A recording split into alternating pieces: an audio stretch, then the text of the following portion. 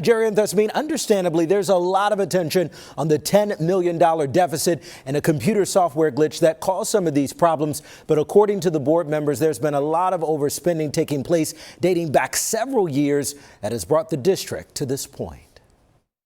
I'd really like to say that I'm sorry. Tonight, School District of Lancaster board members are speaking directly to the community. We, as a board, care very deeply about our community, and this has been very messy. After a tumultuous turn of events over the past few months that saw the board approve a resolution that could allow for the furlough of more than 100 district employees, all in hopes to address the district's $10 million budget deficit. We don't want to see anyone lose their job, but we just don't have the means to keep everyone. Board Vice President Katrina Holmes wants to make clear that the issue was caused not just by an accounting error glitch, but also overspending. We started overspending in our budget back in 2020, I believe.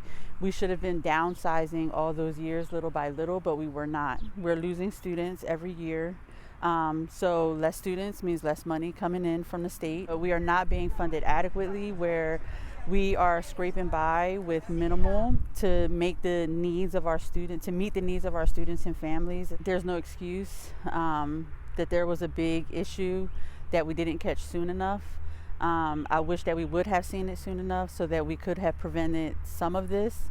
But we're still in a situation where we have to downsize. When it comes to the downsizing, the board says the furlough agreement is an ever-changing document. But right now, up to 73 instructional employees, such as teachers and specialists, and about 15 administrative staff positions could be furloughed. And what now needs to happen moving forward? We have to build trust. We have to show that our departments are changing, evolving, our administration is responsive, and that we are responsive as well. That may not look like being able to do everything the way that we want to right now.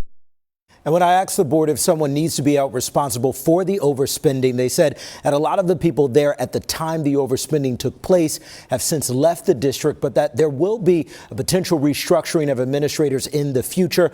A vote on a full furlough agreement is expected to take place on April 21st. That's me.